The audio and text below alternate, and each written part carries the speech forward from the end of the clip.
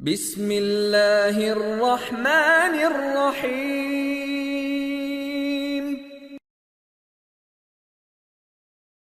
آج کی ویڈیو میں آپ کو خانہ کعبہ کے ایسے 14 سیکرٹس بتاؤں گا جو ہر مسلمان کو لازمی پتہ ہونے چاہیے۔ کیا آپ کو پتہ ہے انسانوں سے پہلے اللہ نے فرشتوں کو پیدا کیا تھا، فرشتے آسمان پر رہتے تھے، اس لیے آسمان پر ایک کعبہ ہے۔ اللہ نے اس کی قسم قرآن پاک میں کھائی ہے، اس کو بیت المعمور کہتے ہیں، اس لیے جو سب سے پہلا کعبہ بنایا گیا تھا اس کو بیت المعمور کہتے ہیں اور یہ آسمانوں میں ہے۔ خانہ کعبہ کے بارے میں اللہ تعالیٰ قرآن پاک میں فرماتا ہے، بے شک سب سے پہلا عبادت کا گھر انسانوں کے لیے جو مقرر کیا گیا وہ مکہ میں ہے، برکت سے بھرا ہوا ہے، تمام عالمین کے لیے ہدایت ہے۔ اصل میں خانہ کعبہ کی جو بنیادیں ہیں وہ حضرت آدم علیہ السلام نے رکھی ہیں، کیونکہ وہ پہلے انسان ہیں اس دنیا پہ، تو انہوں نے فرشتوں کی مدد سے سب سے پہلے خانہ کعبہ بنایا۔ پھر آپ کو پتہ ہے طوفان نوح آ گیا تھا، ساری دنیا ختم ہو گئی تھی، تو سکرین پر آپ دیکھ سکتے ہیں اس طرح کچھ مٹی مٹی اکٹھی ہو گئی تھی اور خانہ کعبہ دہ گیا تھا۔ پھر کافی عرصہ اسی طرح رہا اور پھر اللہ تعالیٰ نے حضرت جبرائیل علیہ السلام کو حضرت ابراہیم علیہ السلام کے پاس خانہ کعبہ بنانے کا حکم دے کر بھیجا۔ قرآن پاک میں اللہ فرماتا ہے نا، جب وہ اٹھا رہے تھے خانہ کعبہ کی بنیادوں کو، تو اس کا مطلب یہ ہے کہ انہوں نے اسی مٹی کو اتنا کھودا کہ وہ جو حضرت آدم علیہ السلام کے دور کی بنیادیں تھیں وہ نظر آنا شروع ہو گئیں، اور پھر وہیں سے اس کی کنسٹرکشن جو ہے وہ دوبارہ سے سٹارٹ کی۔ اور جو حضرت ابراہیم علیہ السلام اور حضرت اسماعیل علیہ السلام نے کعبہ بنایا، وہ اس کا سیمپل کچھ آپ لوگوں کے سامنے ہے۔ تو آپ دیکھ سکتے ہیں کہ اس وقت جو کعبہ بنایا گیا تھا اس کا کوئی چھت نہیں تھا، اور اس کے دو دروازے تھے، مطلب یہاں سے اندر جاتے تھے اور اس دروازے سے باہر آ جاتے تھے۔ اور تیسری جو امپورٹنٹ بات ہے وہ یہ ہے کہ اس وقت جو کعبہ بنایا گیا تھا اس کی یہ والی جو دو دیواریں تھیں وہ ان دونوں دیواروں سے ان کا سائز، ان کی لمبائی زیادہ تھی، بعد میں یہ کم کر دی گئی، اس کے بارے میں آپ کو آگے چل کے بتاؤں گا۔ اس کے کافی عرصے کے بعد حضور صلی اللہ علیہ وآلہ وسلم کے زمانے میں قریش والوں نے خانہ کعبہ کی تعمیر سٹارٹ کی۔ اس وقت غلط طریقے سے بھی پیسے کمائے جاتے تھے، انہوں نے یہ ڈیسائیڈ کیا کہ خانہ کعبہ کی تعمیر صرف حلال پیسوں سے کریں گے۔ ہوا یہ کہ پیسے کم پڑ گئے اور خانہ کعبہ کی دیواریں چھوٹی کر دی گئیں، یہ آگے ویڈیو میں ہم ڈسکس کریں گے۔ اور جب خانہ کعبہ کی دیواریں حجر اسود تک پہنچیں تو قریش کے سردار آپس میں لڑنا شروع ہو گئے کہ کون حجر اسود کو کعبہ میں لگائے گا۔ تو اسکرین پہ آپ دیکھ سکتے ہیں کچھ لوگ بنے ہوئے ہیں اور انہوں نے ایک چادر کو پکڑا ہوا ہے۔ تو حضور صلی اللہ علیہ وآلہ وسلم نے یہ کہا کہ حجر اسود کو ایک چادر میں رکھ کے اس کو پکڑ لیں، اور سب سرداروں نے چادر کو پکڑ لیا۔ جب وہ چادر کو کعبہ کے پاس لے کر آئے تو حضور صلی اللہ علیہ وآلہ وسلم نے اپنے ہاتھوں سے حجر اسود کو کعبہ میں لگایا۔ اوکے، اب میں آپ کو خانہ کعبہ کے 14 سیکرٹس کے ساتھ ان کی ہسٹری بتاتا ہوں۔ سب سے پہلے آپ دیکھ سکتے ہیں ہجرہ اسود، یہ پتھر اور مقام ابراہیم پہ جو پتھر ہے، یہ دونوں پتھر جنت سے آئے ہیں۔ اسی پتھر سے طواف شروع کیا جاتا ہے اور اسی پتھر پہ طواف ختم کیا جاتا ہے۔ بہت سارے ہزاروں لوگوں نے، انبیاء کرام، ایون کہ ہمارے پیارے نبی صلی اللہ علیہ وآلہ وسلم نے اس مبارک پتھر پر اپنے ہونٹ مبارک رکھے ہیں۔ حدیث میں آتا ہے کہ شروع میں یہ پتھر دودھ کی طرح سفید رنگ کا تھا، پھر لوگوں کے گناہوں کی وجہ سے یہ کالا ہو گیا۔ جو ضروری بات ہے وہ یہ ہے، سٹارٹ میں یہ پورا ایک پتھر تھا، لیکن تاریخ میں کچھ ایسے واقعات ہوئے جس کی وجہ سے یہ پتھر ٹوٹ گیا اور اس کے 8 حصے ہو گئے۔ یہ جو آپ کو چاندی کا فریم نظر آ رہا ہے، سب سے پہلے پھر حضرت عبداللہ بن زبیر رضی اللہ عنہ نے چاندی کا فریم بنوایا، اور یہ جو ہجر اسود کے ٹوٹے ہوئے 8 ٹکڑے تھے انہوں نے اس کے اندر اس کو فکس کروا دیا اور خانہ کعبہ پر لگا دیا۔ ہسٹری میں ہمیں کچھ اس طرح کی معلومات بھی ملتی ہے کہ ہجر اسود کو چرا لیا گیا تھا، جب اس کو واپس کیا گیا تو وہ ٹکڑوں میں تھا۔ اس کے 8 ٹکڑے جو ہیں وہ خانہ کعبہ میں لگائے گئے ہیں اور 6 ٹکڑے جو ہیں وہ ترکی میں ہیں۔ 4 ٹکڑے محمود پاشا مسجد میں جو کہ استنبول میں ادھر لگے ہوئے ہیں، ایک ٹکڑا بلو مسجد کے محراب پہ لگا ہوا ہے، اور ایک ٹکڑا عظیم سلیمان کے مزار پر لگا ہوا ہے۔ دوسرے نمبر پہ خانہ کعبہ کا دروازہ ہے۔ خانہ کعبہ کے دروازے کو باب توبہ کہتے ہیں۔ جب حضرت ابراہیم علیہ السلام نے خانہ کعبہ بنایا تھا تو اس وقت خانہ کعبہ کے جو دروازے والی جگہ تھی یہ بالکل زمین کے ساتھ جڑی ہوئی تھی، لیکن جب قریش نے کعبہ بنایا تو انہوں نے خانہ کعبہ کے جو دروازہ تھا یہ زمین سے اوپر کر لیا۔ یہ آپ دیکھ سکتے ہیں، یہ زمین ہے اور یہ کعبہ کا دروازہ ہے، انہوں نے اتنا جو ہے وہ زمین سے اوپر اٹھا لیا۔ وہ اس وجہ سے کیونکہ وہ یہ چاہتے تھے کہ ہر کوئی خانہ کعبہ میں انٹر نہ ہو سکے، کچھ لوگوں کو جن کو وہ منظوری دیں وہ لوگ صرف خانہ کعبہ کے اندر جو ہے وہ انٹر ہو سکیں۔ تو آپ یہ دیکھ سکتے ہیں آج جب بھی کوئی خاص مہمان آتا ہے، کسی ملک کا پرائم منسٹر آتا ہے، تو اس کے لیے اسپیشل جو ہے وہ پولیس کا گھیراؤ کیا جاتا ہے، لوگوں کو دور کیا جاتا ہے، اور وہ پھر جو ہے خانہ کعبہ کے اندر انٹر ہوتا ہے اور وہاں پر جا کر نفل ادا کرتا ہے۔ خانہ کعبہ کے دروازے کی اگر ہم بات کریں تو سب سے اوپر والے حصے میں لکھا ہوا ہے اللہ جل محمد صلی اللہ علیہ وآلہ وسلم، اور اس کے نیچے قرآن پاک کی بہت ہی خوبصورت आयात लिखी हुई हैं। खाना काबा के दरवाजे पर लिखा हुआ है, कहो कि ए मेरे बंदो, जिन लोगों ने गुनाह करके अपनी जानों पर जुल्म किया है, कभी भी अल्लाह की रहमत से नाउमीद मत होना। खाना काबा के दरवाजे पर लिखा हुआ है, आपका रब कहता है मुझसे दुआ करो, मैं तुम्हारी दुआ का, तुम्हारी पुकार का जवाब दूंगा। और इसके अलावा जो कुरान मजीद की आयात लिखी हैं वो स्क्रीन पर आप लोगों के सामने हैं, वहाँ से ट्रांसलेशन आप पढ़ सकते हैं। ओके, थर्ड नंबर पे है मिज़ाब रहमत। जब हज़रत इब्राहीम अलैहिस्सलाम ने खाना काबा बनाया तो उस वक्त इसका कोई छत नहीं था, लेकिन फिर जब कुरैश ने काबा बनाया तो उन्होंने इसका छत भी बनाया। अब जब आसमान से बारिश होती थी तो बारिश का पानी खाना काबा की छत पे जमा हो जाता है, तो खाना काबा की छत से पानी उतारने के लिए भी तो कोई पाइप होना चाहिए। तो ये स्क्रीन पर आप देख सकते हैं, ये पाइप लगाया गया खाना काबा की छत के ऊपर वाली साइड पे।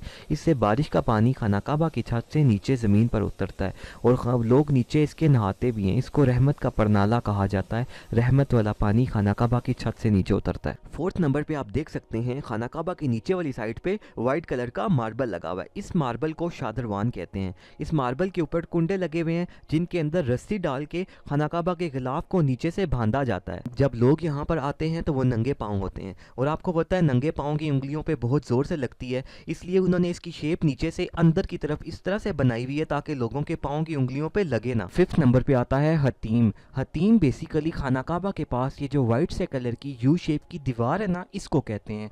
जब हज़रत इब्राहीम अलैहिस्सलाम ने खाना काबा बनाया था तो आप देख सकते हैं उस वक्त कोई यू शेप की दीवार नहीं थी, उस वक्त कोई हतीम नहीं था। लेकिन फिर जब कुरैश ने खाना काबा बनाया तो वो खाना काबा बनाते बनाते पैसे कम हो गए, तो उन्होंने जो है वो इतना तकरीबन खाना काबा बनाया और इतनी जो थी वो जगह बच गई। इसकी जगह उन्होंने क्या किया, पैसे ख़त्म हो गए थे, उन्होंने यू शेप की एक दीवार बना दी।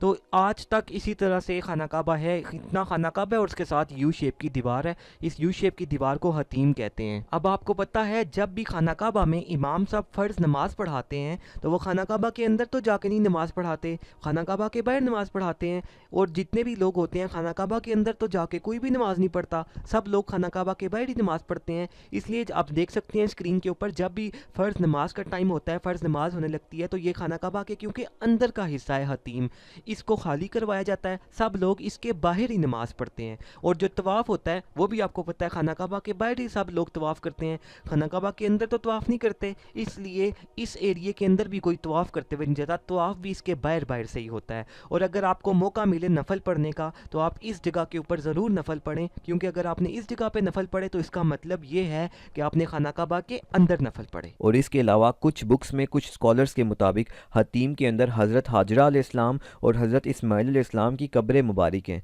क्योंकि ये बहुत हज़ारों साल पुरानी बात है, इसलिए इसकी कन्फर्म नहीं है, इसके बारे में अल्लाह ताला बेहतर जानने वाला है। नेक्स्ट फिफ्थ नंबर पे ये आप देख सकते हैं, ये खाना काबा का दरवाज़ा है और ये हजर अस्वद पत्थर है।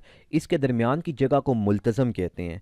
इसके साथ इस तरह से अपने दोनों हाथ सर और चेस्ट लगाकर खड़े होकर दुआ मांगना सुन्नत है, और यहाँ पे बहुत ज़्यादा दुआ कबूल होती है। इसलिए आप जब भी खाना काबा आने लगें तो दिल में पहले से 5-6 दुआएं रखें जो कि यहाँ पर खाना काबा में आके आपने बार बार मांगनी है। सेवंथ नंबर पे है मुकाम इब्राहीम। आप देख सकते हैं खाना काबा के पास एक जंगला लगा हुआ है। इस जंगले के अंदर फ्रेम में वो पत्थर है कि जब हज़रत इब्राहीम अलैहिस्सलाम ने खाना काबा बना लिया था तो इस पत्थर के ऊपर खड़े होके हज़रत इब्राहीम अलैहिस्सलाम ने लोगों को हज के लिए बुलाया था। कुरान पाक में अल्लाह फरमाता है कि हज़रत इब्राहीम अलैहिस्सलाम अपने मुकाम पर खड़े हो गए और कहने लगे, लोगों आपके परवरदिगार ने एक मकान बना लिया है, लिहाजा इसके पास हज अदा करो। कुछ रवायात में ये भी आता है कि ये वाला पत्थर और हजर अस्वद ये दोनों जन्नत से आए थे, और कुछ रवायात में ये भी आता है कि ये वाला वो पत्थर है जिस पर खड़े होकर हज़रत इब्राहीम अलैहिस्सलाम ने खाना काबा की तामीर की थी। हज़रत इब्राहीम अलैहिस्सलाम इसके ऊपर खड़े हो जाते थे और हज़रत इस्माइल अलैहिस्सलाम उनको पत्थर देते थे, तो ये पत्थर खुद ही ऊपर हो जाता था जहाँ पर पत्थर लगाना हो,